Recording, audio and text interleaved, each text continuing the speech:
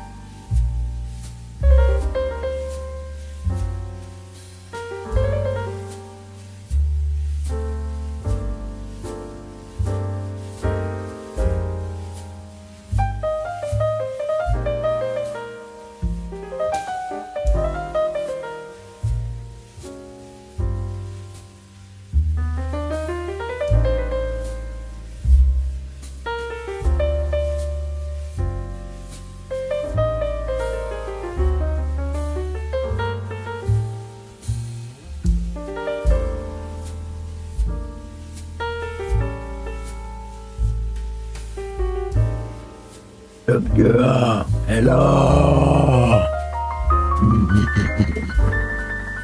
Yo.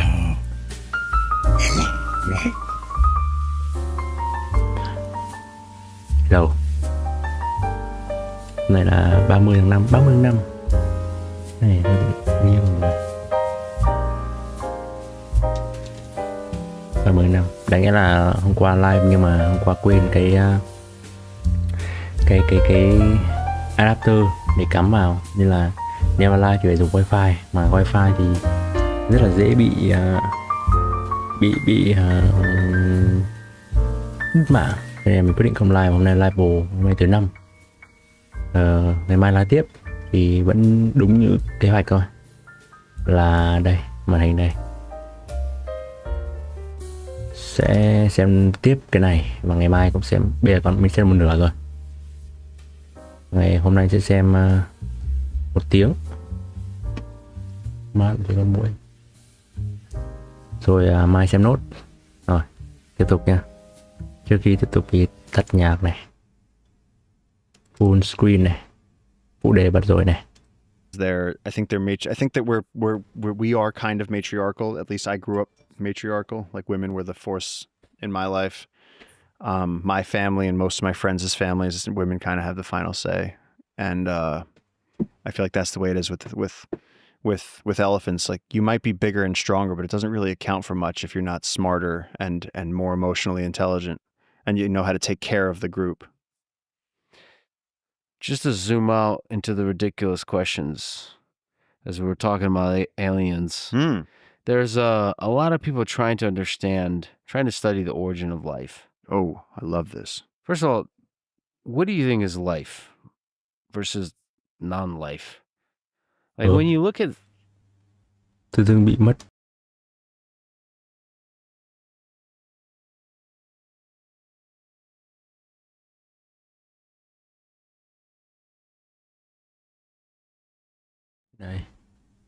Đây chứ.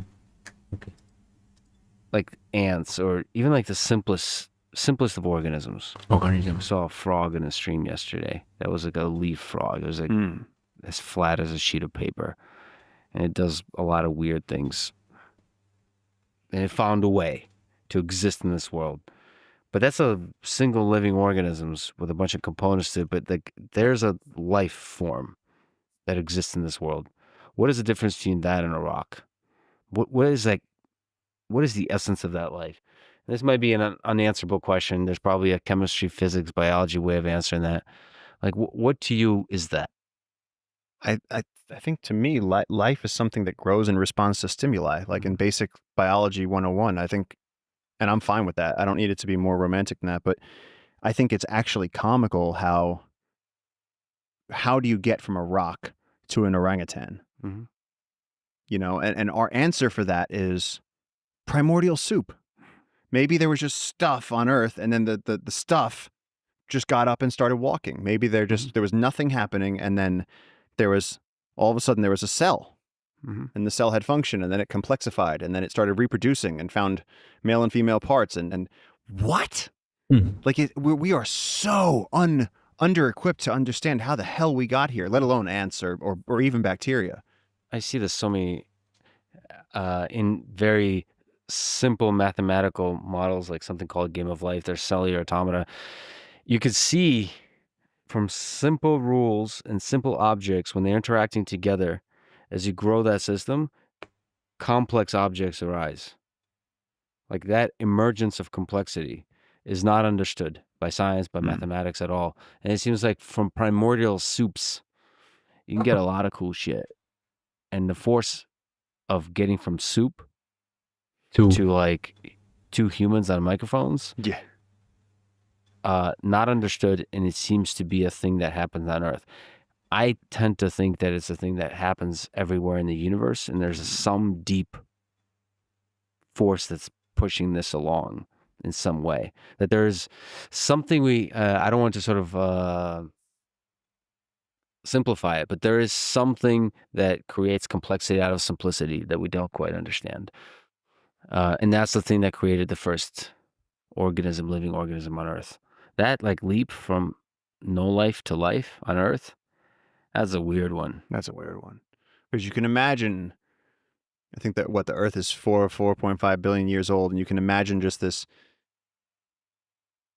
rock of a planet with like rain and storms and elements and iron and granite and like just random stuff. It's pretty easy to imagine that. But then I remember that book. I think we all had the same book when we were kids, and then like they show this like fish-like animal crawling out of the primordial soup, and it's like, bro, you just missed the most important part. Author of that book, bro. And I think the first bacteria came in around 3.7 billion years ago. So there's like at least like, a bunch of billion years where there's just nothing. There's just a planet. And then we start seeing fossils of the first bacteria. And the bacteria stuck around for a long time, 1 billion, 2 billion years. It's just very, very long. Just bacteria. But a lot of them.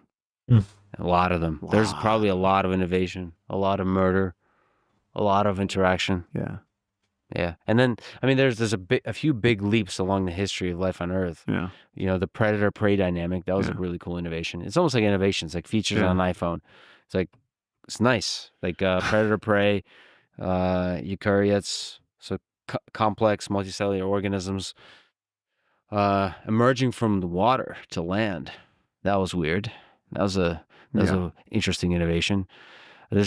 Whatever led to humans, there's a lot of interesting stuff there. I can't even get that far. I can't get from rock and sand to cells. That's a huge.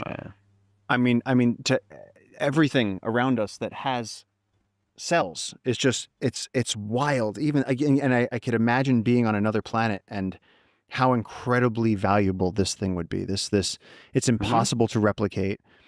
I'm looking at it through the candlelight right now, and I can see all of the structures in this leaf, the incredible structures in this leaf that look exactly like the veins in my arm, which look exactly like the rivers that are flowing across this landscape. And it's like life has this overwhelming pattern that it uses, and it's so beautiful. I just think it's leaf, root, river, veins.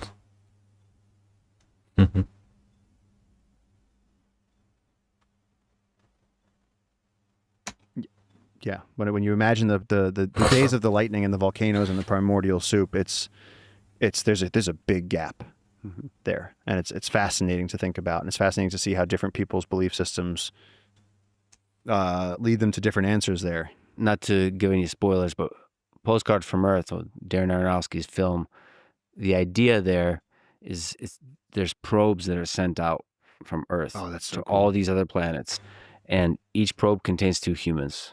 A man and a woman.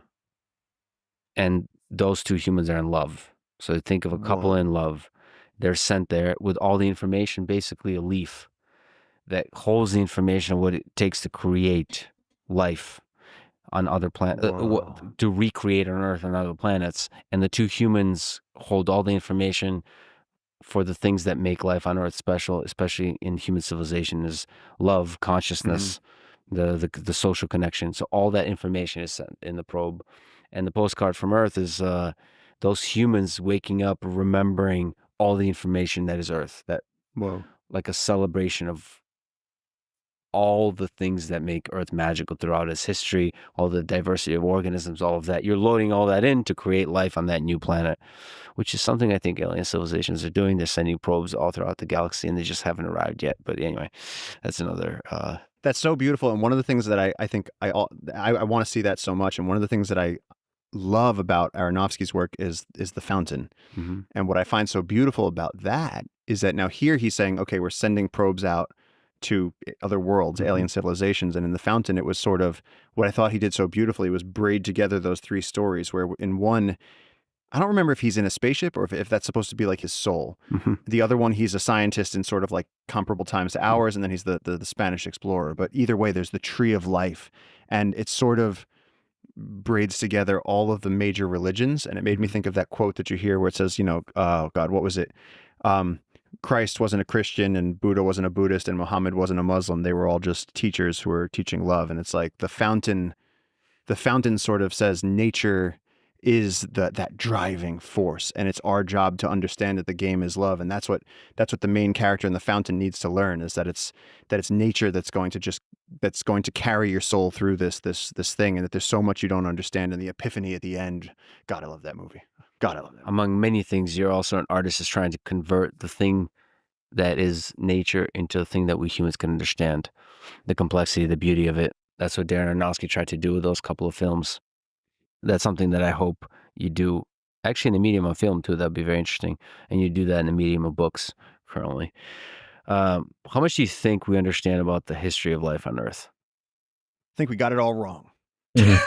No, I don't know. It seems like they change it all the time. They say that Easter Island, when I was in college, they were big on telling you that Easter Island, they ruined their environment, and they had environmental collapse. And that's why there was nobody on Easter Island. It was a cautionary tale. We could ruin our environment. And now it seems like they've changed their mind on that. And then when humans entered North America seems to be hugely up to speculation. Mm-hmm. And, the Africa spreading, that we all spread out of Africa, and then the Pleistocene overkill extinction theory. And it's like, it seems like every few years they update it and they change it. And they say, oh, the guys, no. The guys from 10 years ago, actually, my new theory is the best theory. Let's write some books and get me on Letterman. Mm-hmm. And it seems like there's a new prevailing theory that's really always exciting and edgy about how we got here and where we came from and how we dispersed, and maybe even has some political implications, like how we should use the Amazon moving forward. Like the Amazon was engineered by people, so fuck it. Let's just cut it down. Yeah, I tend to believe that we mostly don't understand anything, but there's an optimism in continuously figuring out the puzzle of that. We offline talked about the Graham Hancock Flint Dibble debate on Rogan. I like debates personally. Yeah. So Flint Dibble represents mainstream archaeology, and I actually like the whole science, the whole field of archaeology. You're trying to figure out history with so little information. You're trying to put together this puzzle when you have so little, and you're desperately clinging on to little clues. And from those clues, using the simple possible explanation to understand. And now with modern technology, as Flint was trying to express, that you can use large amounts of data that's like imperfect, but just the scale, and using that to reconstruct civilizations. There are different practices, from the little details of what kind of things they eat, how they interact with each other, what kind of art they create, to when they existed, what are the time frames, all that kind of stuff. And that starts to fill in the gaps of our understanding. But still, the error bars are large in terms of what really happened. And that leaves room for things like Graham Hancock talks about, like lost civilizations, which I like also because it gives you have a kind of humility about maybe there's giant things we don't know about, or we got completely wrong. And that's always good to like remember. It's confusing to me to imagine like what, I don't even know what ended where'd the Egyptians go? Like what happened to, it seemed like they were doing so good. They had so much cool shit. But I mean, I was reading anthropological stuff in the Amazon about tribes that, just through their societal structures and through their hunting practices that didn't really develop practices that worked, and kind of bands of people that went extinct before they could turn into larger societies. And there's a lot of people that got it wrong. For every explorer that leaves Borneo and arrives in South America, there's probably hundreds more that just die at sea, get eaten by sharks, avalanche. And it's so fascinating to me that all of us really, past our grandparents, don't really even know where we came from. Like, do you know who your great-great-great-grandparents are? Like, no.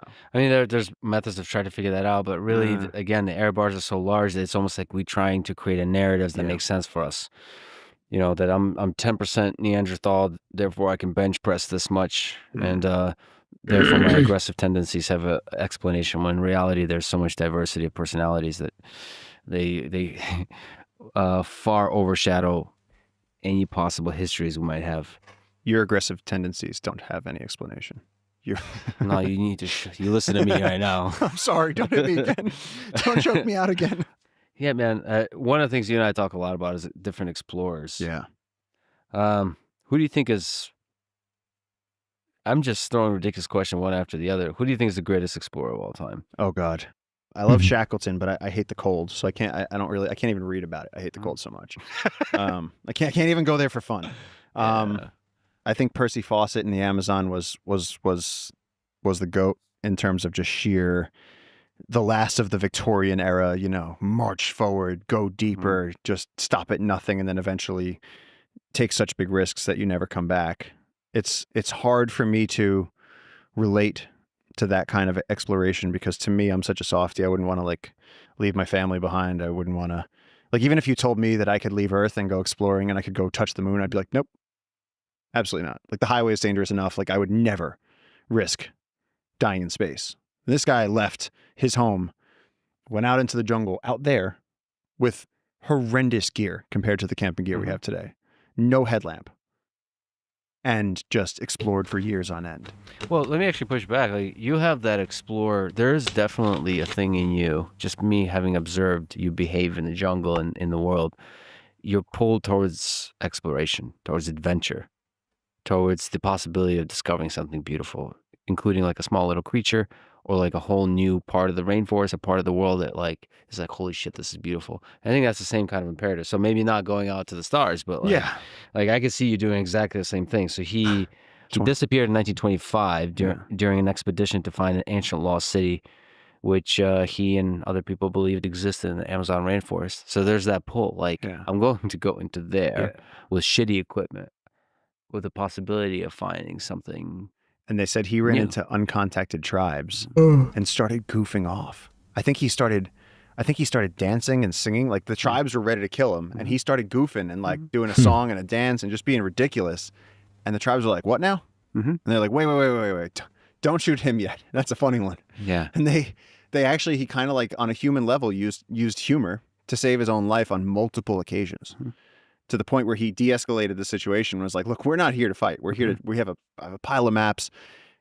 All my guys have beriberi, dengue, malaria. We're dying out here. If you guys just go on your merry way, we'll go on our merry way." And incredible. He was so tough. And then that guy from Shackleton's expedition ended up on one of Fawcett's expeditions. And you go, "Oh yeah, he's a proven explorer. He's been through the Antarctic." And the guy was like, "Fuck the jungle." Absolutely fuck the jungle. He was like, and there's a great quote where he says, "Without a machete," and something, I don't remember exactly the words he used, but he said, "Without a machete in this environment, you don't last." Yeah. And you know that now. You in that tangle, to just take 3 steps that way I would immediately be taking on, I'm not wearing shoes right now. Yeah. Bullet ants, venomous snakes, spikes through my feet, tripping over myself. I don't have a headlamp. Unbelievable risk right there. We're sitting on the edge of tragedy. Can you explain what the purpose of the machete in this situation is? What is a machete? How does it work? How does it allow you to navigate in this exceptionally dense environment? So this is the tool that I spend most of my life carrying. This is in my hand for 90% of my time. And in the jungle, you really need a machete. There's so much plant life here that you have to cut your way through. And a jaguar, an ocelot, a lot of these other animals that are more horizontally based and low to the ground, they can make it when we got stuck in those bamboo patches and we were just hacking through them, and it's dangerous. And as you hit the bamboo, it ricochets and there's spikes, and then one piece falls and it pulls a vine that has spikes on it, and that hits you in the neck. And the jungle is savage to humans. But if you are an agouti, a little rodent, or a jaguar or a deer, you can kind of slip through this stuff. And the deer have developed really small antlers. They can just kind of weave through, low to the ground. And so for us being these vertical beings walking through the jungle, it really helps to be able to move the sticks that are diagonally opposing your movement at all times. So a machete is just a very, very useful tool. It can help you pull thorns out of your body. As you saw last night, we can use it to find food. You went machete fishing. You cut a fish head off with a machete by it was swimming, and then you basically, macheted the water. And the other fascinating thing about that fish without its head, it kept moving. So that was amazing. It was just using, I guess, its nervous system to swim beautifully. I mean, there's so many questions there about how nature works. Well, let's explain it, because the way the machete hit this fish, it kind of took his eyes off of, and his lower jaw was still there. So it was really just like the brain and the top jaw that came off. And this fish, as the dust cleared in the stream, this fish was, I found it very haunting in a very interstellar way. Like it was just, the programming was still there, but the brain was gone, and the fish was just still moving, and it was going to die, but it was still swimming, and it looked like a live fish. It was and you're still trying to catch it, which is interesting. And I still had to work to catch it, because every time I caught it, it would freak out, and then it would jump back in the water. And I'm programmed here from years and years of living in the Amazon that everything can hurt you. So you actually become quite, if a moth lands on you, you flick it because it could be a bullet ant. And so even the fish here, a lot of the fish here have spikes coming out of them. And so even though I know that fish, I know its name, I've eaten them many times, as I was holding it, when it would twitch with that explosive power, just like the caiman, I would get that fear response and release it. And so that happened 3 or 4 times before I finally said, this is stupid. Even though he's slippery, he hasn't got a head. I can hold on to him. I put him in my pocket. Yeah, you put him in my pocket. And then we fried him up. And he was delicious. So, and I'm grateful for his existence and for his role and for my existence on this planet, this brief existence, that I was able to enjoy that delicious, delicious fish. So the machete is used to cut through this extremely dense jungle. There's vines, by the way. There's rope-like things that are extremely strong, and they go all kinds of directions, go horizontal and all of this. I don't even... we have a tree right above us. That makes no sense. There's like a tree that kind of failed, and then a new tree was created on top of it. It just makes no sense. It feels like sometimes trees come from the sky, sometimes they come from the ground. I don't really quite understand how that works, because there's new trees that grow on old trees, and the old trees rot away, and the new trees come up. Yeah, that whole mechanism. Strangler figs. And so strangler figs, as you go across the world's ecosystems, that whole belt of, whether you're in rainforests in the Amazon, the Congo, Indonesia, all across the tropics, you have strangler figs. And the amazing thing that this species does, it's become a keystone species across the planet, with a hyper influence on its ecosystem wherever it is, because they produce fruit in the dry season when the rest of the forest is making it hard for animals to find fruit, to find food. And so the bats, the birds, the monkeys, they all go to the strangler fig. They eat the fruit. And the fruit, of course, is just tricking the animals. The plants are tricking the animals into carrying their seeds to another tree. And so they're getting free transportation. Monkey takes a poop on another tree after eating strangler figs, and then that strangler fig sends out its vines, gets to the ground, and then as soon as it begins sucking up nutrients, out-competes that tree for light, grows hyperdrive around the trunk of that tree, and then eventually that tree will die, and the strangler fig will win because it got a boost up to the top. Whereas these little trees down here, they're gonna have to wait their turn. They have to wait until a tree falls, until there's a light gap, and then they have enough food to grow quick. And so this whole thing is an energy economy. Everything is just trying to get sunlight. And so strangler figs, top-down trees growing, or parasitic top-down octopus trees growing over other giant trees. And you've seen the size of some of the trees here. So, back to Percy Fawcett and exploration. What do you think it was like for him back then, 100 years ago? God damn. Going through the jungle. Well, the thing is, those guys didn't go with the locals. They came down here with like mules, and they tried to do it their way. Yeah. And so he's one of the people that wrote about the green hell, the jungle as the oppressive war zone, where there's nothing to eat and everything is killing you. And it's, I think that image is so wrong, because as you saw last night, we could go, if we went out with JJ right now, we would machete fish some fish. We could start a little fire. We'd do it all in shorts. Like to JJ, it's green paradise. And it's intense, but if you know what you're doing, which the local people surely do, well, then just beneath the sand, there's turtle eggs that you can eat. And inside the nuts on the ground, there's grubs that you can eat. And if you really needed to, you could just jump on a caiman and eat that, because their tails are pretty full of meat. And it's like, there's actually unending amounts of food here. And so they were pretty, they were strange bunch. If you're able to tune into that frequency, I feel like you and JJ are able to tune into the frequency of the jungle that is a provider, not a destroyer of human life, right? Yeah. Like, I think to be collaborated with, not fought against. Yes, but we're coming at that with our modern lens, because we're coming down here with, I've survived how many infections in the jungle where those probably would have killed me before. Yeah. So my dead ass opinion of the jungle would have been overwhelming and collective murder, as Herzog says. And so Percy Fawcett was coming down here with this view of it's trying to kill us at all times, where we are flying down here and coming out here with our superior medicines and our ability to survive infections. And so it is different for us. It is different. We're coming at this very, very different. But Fawcett, to me, was like the last of like the real swashbucklers, like the really batshit crazy explorers that just went out into the dark spaces on the map. Mm-hmm. And it's very hard for me to identify with him. But with, for instance, Richard Evans Schultes from Harvard, that's someone where you go, okay, now we're getting to the point where I can start to understand.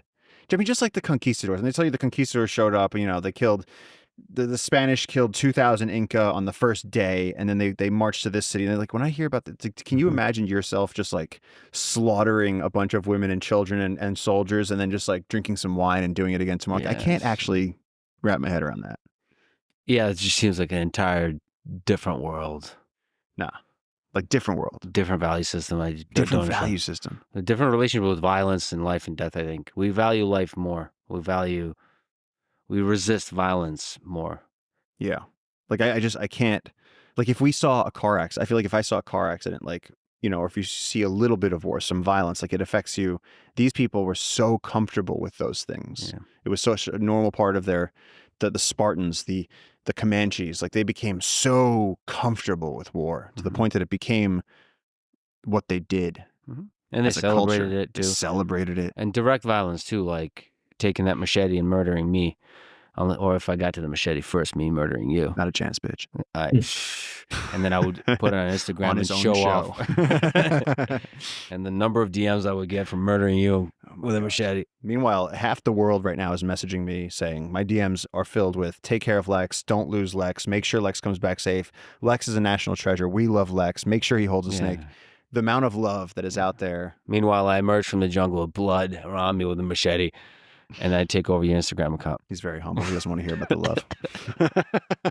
All right. So what do you think makes a great explorer?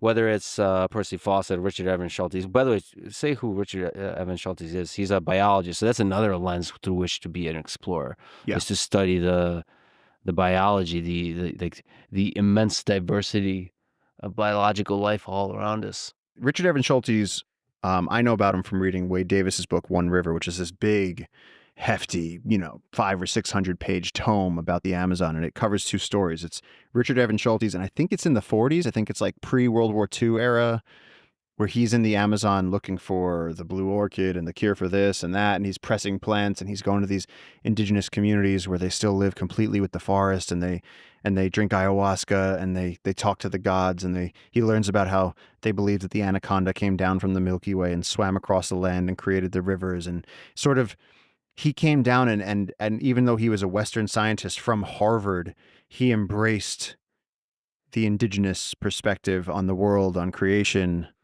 on spirituality, and he sort of resigned himself and gave himself fully to that, and spent years and years traveling around parts of the Amazon that had hardly been explored, and certainly never been explored in the way he was doing it, in the ethnobotanical, spiritual way of what medicinal compounds are contained in these plants, and how do the local indigenous people use and understand them. For example, of 80,000 species of plants in the Amazon rainforest and 400 billion trees in the Amazon rainforest, the statistics of likelihood that through trial and error that humans could discover ayahuasca, it's astronomical. That one of these trees and a root, when put together, allow you to go access the spirit realm and see hallucinogenic shapes and talk to the gods. That's almost enough to inspire spiritual thought itself. The fact that trial and error, it would take like millions of years or something. It's I forget what the figure is. It's incredible. But Richard Evans Schultes was one of the first people that came down and saw that. And then One River is where Wade Davis comes back, I believe, in the 70s. And the heartbreak of the book is that all of these incredibly wild places with naked native tribes and these intact belief systems, Wade Davis comes back, and a lot of the same places that Schultes went. Now there's missionary schools, and they're wearing discarded Nikes and, whatever. I don't know if there's Nikes in the 70s, but like Western stuff has made it in. They've been contacted, domesticated, forced into Western society. And, a lot of them then forget the thousands and thousands of years that have gone into creating the medicinal, botanical knowledge that the indigenous possess about how to cure ear infections and how to treat illnesses from the medicinal compounds flowing through these trees is lost in a single generation with the modernization. Yeah, he wrote The Plants of the Gods, Their Sacred Healing and Hallucinogenic Powers. That is interesting. You mentioned like how to discover that. Like, how do you find those incredible plants, those incredible things that can warp your mind in all kinds of ways? Of course, physically heal, but also like take you on a mental journey. That's interesting. So you don't think trial and error is possible? I was reading about ayahuasca, and they were saying statistically, if you put 1,000 humans in the Amazon and gave them villages to live in, because humans are communal species, it would take tens and tens of thousands of years, or perhaps even centuries, before even the possibility. It's like that thing, a bunch of chimps on a keyboard. How could they write Hamlet? It's like astronomical odds to get to, oh wait, this and this dosed together. And so what the local people believe is that the gods revealed this secret through the jungle to us as a link to the spirit world. And that's how we know this, because if they didn't remember it from their ancestors, we would have no idea how to get this information from the wild. So I will likely do ayahuasca. What do you think exists in the spirit world that could be found by taking that journey? I think that ayahuasca is, I can only speak from personal experience. And for me, it was as if your brain is a house you've lived in your entire life, and it's a big house, it's a mansion, and there's many, many rooms that you didn't even know exist, hidden rooms behind the bookshelves, under the floorboards, rooms that you had no idea were there. And some of them are fantastic, and some of them are terrifying basements. And ayahuasca takes you on a journey through that. At its most effective, you sit in front of the shaman with the candlelight, with the sounds of the jungle, and you drink the substance. And after that, what happens is the journey is all inside, and the shaman's supposed to be able to guide you through that. But in my experience, you're so deep inside, like falling through nebulas out in space, no physical form, or crawling through the jungle. It's really, really powerful. Like it's not like the recreational drugs that everyone does, like where you go, oh, I did mushrooms and I could see music. And I was talking to my friends, but no, like you're face down on the floor, usually vomiting, sometimes shitting, having dialogues with the creator. And that can be traumatizing as well as amazing. That's a really good way of looking at it. It's a big house, and you get to open doors that you've never had before and discover what rooms are there inside you. You ever think about that? Like that there's parts of yourself you haven't discovered yet? Or maybe you've been suppressing? How much are you exploring the shadow? Oh boy. So say you, me, Carl Jung, and Jordan Peterson are in a deserted island together. Fuck, I didn't even make my bed today. There's no bed on an island. Great. It's a campsite. I want to see you and Jordan Peterson do ayahuasca together. I think that's the thing. Ayahuasca to me, I've kind of told you about, like I've experienced some things that really made me believe that there's a benevolent force around us. But to me, ayahuasca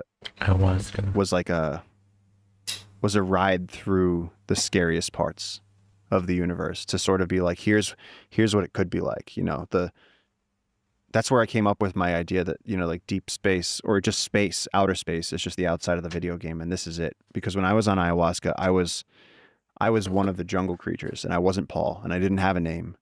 And for a long time, I saw many things. And I arrived at this spot in the jungle where there's a big tree and all the animals were there, and they were all not in words, not in any language that we can understand, but they were all discussing what to do about the threat. And it was all leaving. It was all flying up, and it was fire, and the jungle was being destroyed. And it was like I went, and then after that, it was just space and stars and silence, like crushing vacuum silence for years. And that was terrifying. That was fucking terrifying. When I came back and I had hands, man, I could remember my own name. You're grounded. Things are simpler. You're back inside the video game. What are the chances you think we're actually living in a video game? When you say a video game, it implies that there's a player. Who's the player? Is God? No, there's a main player usually. That's not going to be God. God is the thing that creates the video game. Oh, so then we're just... And there's somebody's there NPCs. Like, I'm an NPC. You're an NPC? Jesus Christ. I'm the main character. You created me. Is this like Halo where you can kind of kill the NPCs? Because I see how you put the machete behind you. Okay, I think I'm just going to take a stand here. I think that because people, I'm just sick of fucking playing it halfway. I think that because people live indoors in climate-controlled boxes in cities far away from nature, they've completely lost track of everything that's real, and they've started to think that we're living inside of a simulation. Notice that nobody carrying an alpaca up a mountain thinks that we're living inside of a video game. No. They all know that it's real because they've had babies on the floor of a cold hut.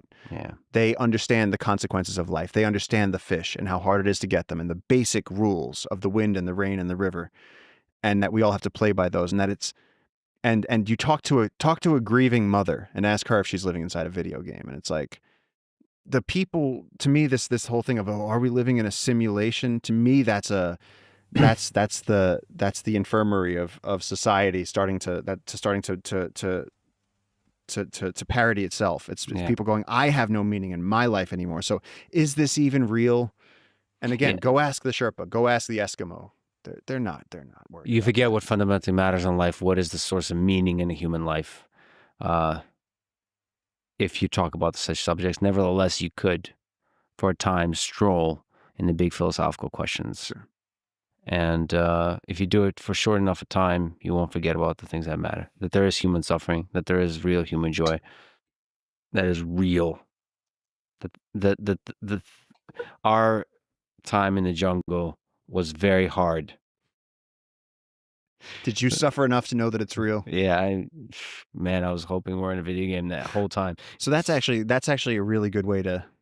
There was this moment that I watched where you were washing a shirt in this pathetic puddle because we had no water and because we had walked all day and tripped all day and got thorns in our hands and our feet and our legs, and we were lost in the jungle, and it was nighttime, and we didn't know if a big tree was going to just fall on us and mousetrap kill us, and there's a lot of uncertainty.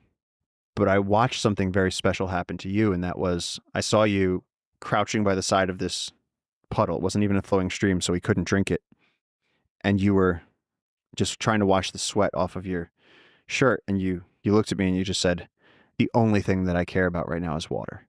Mm-hmm. And I feel like in that moment we were united in the simple reality of the fact that we were so thirsty that it hurt, and that it was a little scary. Yeah, it was scary, but also there's like a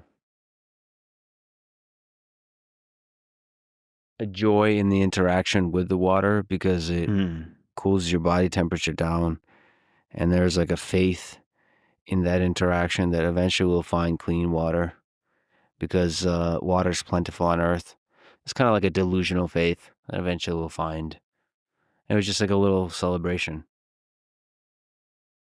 I think the cooling aspect of the water, because the body temperature is really high from traversing the really dense jungle, and just the cooling was somehow grounding in a way that nothing else really is. Yeah, it was a little celebration of life on Earth, of the jungle, of everything. It was a nice moment. I think about that. I had a couple of those. There's one in the puddle and one in the river. One was full of delusion and fear, and the other one was full of relief and celebration. Yeah, I've there's this thing that they say where the all the pleasure in life is derived from the transitions.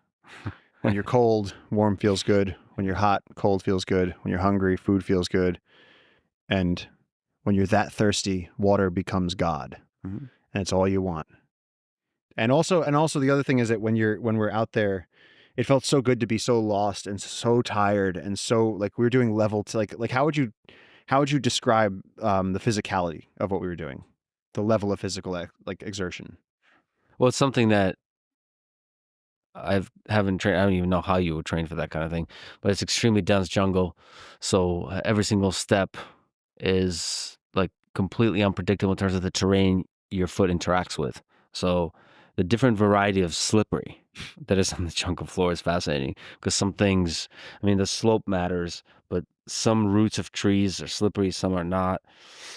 Some trees in the ground are already rotted through, so if you step through, you're going to potentially fall through. So it could be a shallow hole, or it could be a very deep hole with some leaves and vegetation covering up a hole where if you fall through, you could break a leg and completely lose your footing or fall rolling downhill. And if you roll downhill, I'm pretty sure there's a 99% probability that you'll hit a thing with spikes on it. So there's so many layers of avoiding dangers, of small dangers and big dangers all around you with every single step. So there's like a mental exhaustion that sets in, like just the perception, and you're just observing you're extremely good at perceiving, having situational awareness of taking the information in that's really important and filtering out the stuff that's not important.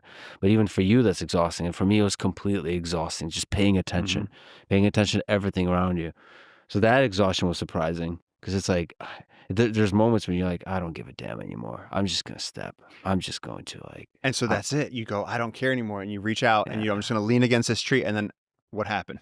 And then you Every get time. spikes in it. Yeah. And then you have to care. Yeah.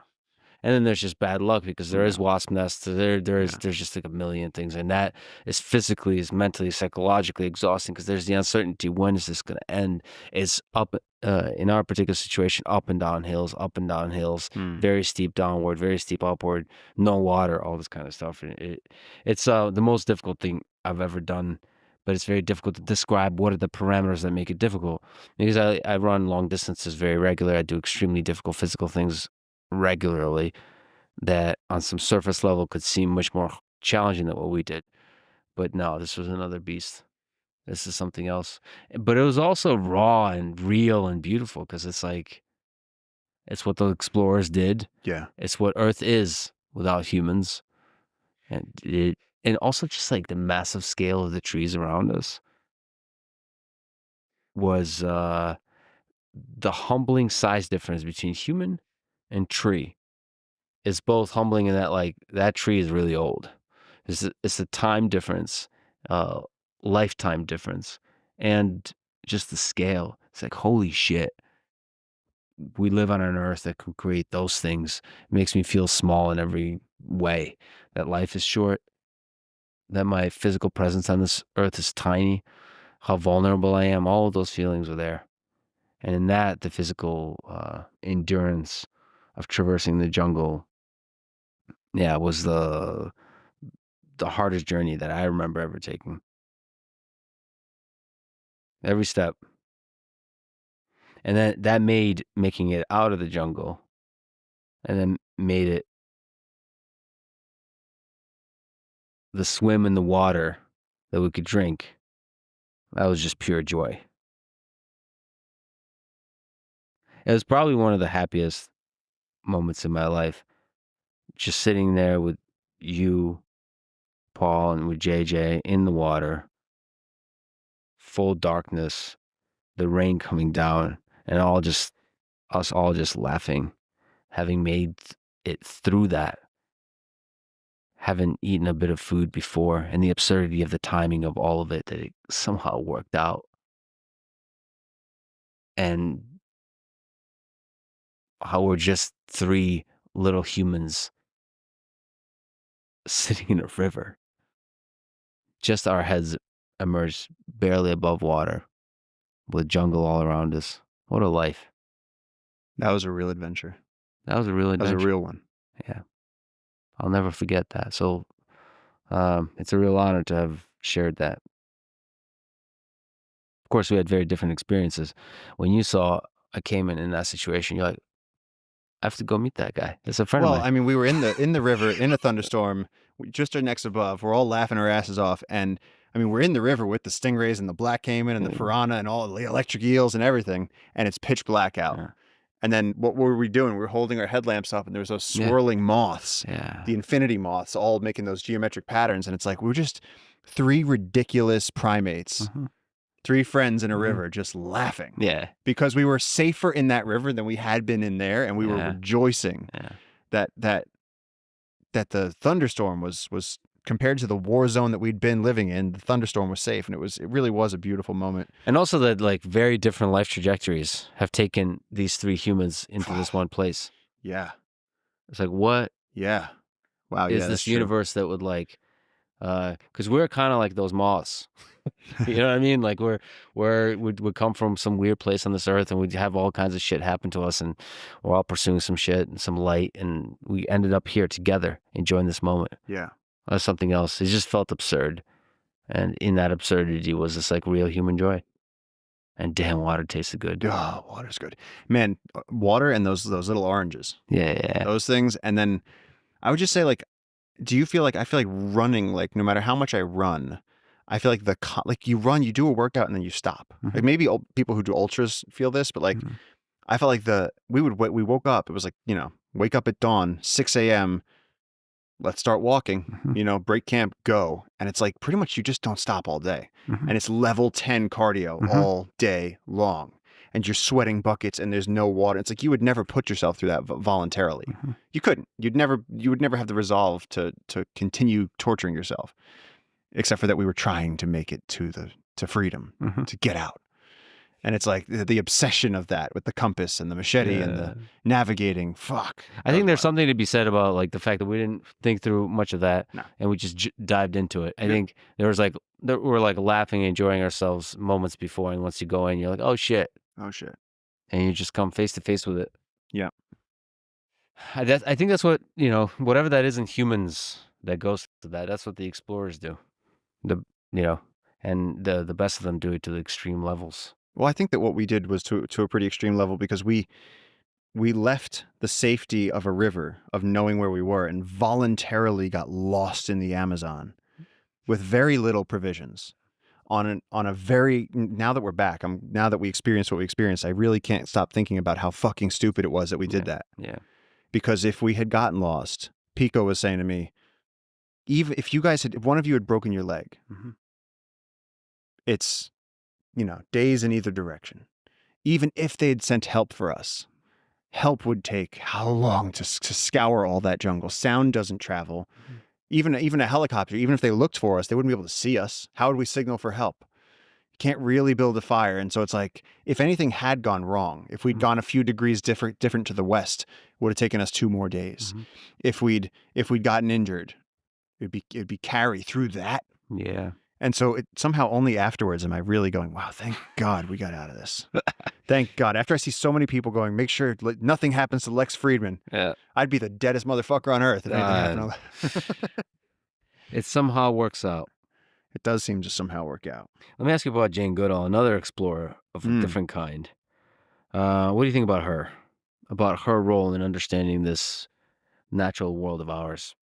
I think that Jane is like a living historical treasure. Like I think somehow she's alive, but she's already reached that level where it's like Einstein, Jane Goodall. Like there's these incredible minds. And growing up as a child, my parents would read to me because I was so dyslexic. I didn't learn to read until I was quite old. And my mom was a big Jane Goodall fan, and all I wanted to hear about was animals. And so I would get read to about this lady named Jane Goodall, this girl who went to Africa and studied chimps and who broke all the rules and named her study subjects, even though that wasn't what she was supposed to do.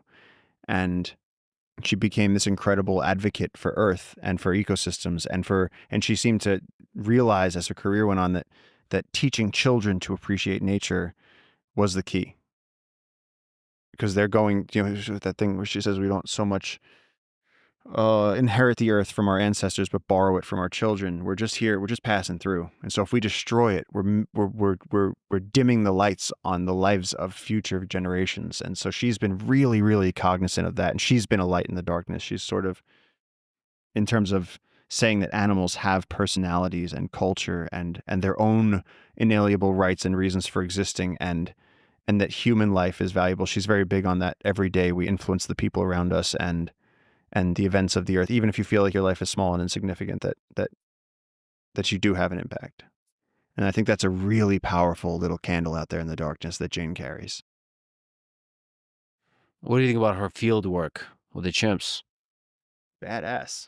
The fact that she did what she did at the age that she did, at the time that she did, is incredible. It's actually incredible. She has that explorer gene, and she also has that relentlessness is like this incredible quality. She just, she travels 300 days a year, educating people, talking around the world, trying to help bolster conservation now before it's too late. Mm-hmm. And traveling 300 days a year is not fun. Traveling at all is going to be not fun. So I started reading The River of Doubt, book you recommended to me, on Teddy Roosevelt. Yeah. So that guy is badass on many levels, but I didn't realize how much of a naturalist he was, how much of a scholar of the natural world he was. So that book details his journey into the Amazon jungle. What do you find inspiring about Teddy Roosevelt and that whole journey of just saying fuck it, of going to the Amazon jungle, of taking on that expedition? Well, I mean, Teddy Roosevelt, you could write volumes on what's inspiring about him. I think that, he was a weak, asthmatic little rich kid that wasn't physically able, that had no self-confidence, and he was he had pretty severe depression. He had tragedy in his life, and he was very, at least for me, he's been one of the people, like one of the first historical figures where he wrote about the struggle to overcome those things, and to make himself from being a weak, asthmatic little teenager to sort of strengthening himself and building muscle and becoming this barrel-chested lion of a guy who could be the president, who could be an explorer and one of the Rough Riders. And he's just everything he does is so hyperbolically, incredible. To come out of war and have the other people you fought with go, this guy has no fear. Yeah. I mean, he must have just been a psychopath and had no fear. And then proving it further was that thing where he was going to give a speech to a bunch of people and he got shot in the chest. Yeah. And it went through his spectacle case and through his speech. And even though the bullet was lodged in his chest, this man said, "Don't hurt the guy that shot me." I believe he asked him, "Why'd you do it?" And then as he's bleeding and in the rain, said, No, I'm not going to the hospital. I'm going to keep going with the speech. What a badass. That's incredible. But going to the jungle on many levels is really difficult for him at that time. There's so many things so many more things even than now that can kill you. All the different infections, everything. Yeah. And the lack of knowledge, just the sheer lack of knowledge. So that truly is an expedition, a really, really challenging expedition. So there's lessons about what it takes to be a great explorer from that. The perseverance. How important do you think is perseverance in exploration, especially through the jungle? I think it's all there is. If you hear about the people, and I think that is a tremendous metaphor for life, because whether you hear about that plane that crashed in the Andes and the people were alone and freezing and they had to eat each other, and some of them made it out. Some of them kept the fire burning. And Teddy Roosevelt voluntarily, after being president, threw himself into the Amazon rainforest and survived. Came so close to dying, but survived. And so perseverance is all of it. I mean, I think that's our quality as a human. So they also mapped, so on the biology side is interesting, but they mapped and documented a lot of the unknown geography and biodiversity. What does it take to do that? So when I see you move about the jungle, you're always like, you capture a creature, take a picture, write down, like, so you can find new creatures, find new things about the jungle, document them, sort of a scientific perspective on the jungle. But back then, there's even less known, much less known about the jungle. So what do you think it takes to document, to map that world and new unexplored wilderness? I mean, they're clearly pressing botanical specimens. They're probably shooting birds, and Roosevelt knew how to preserve those specimens.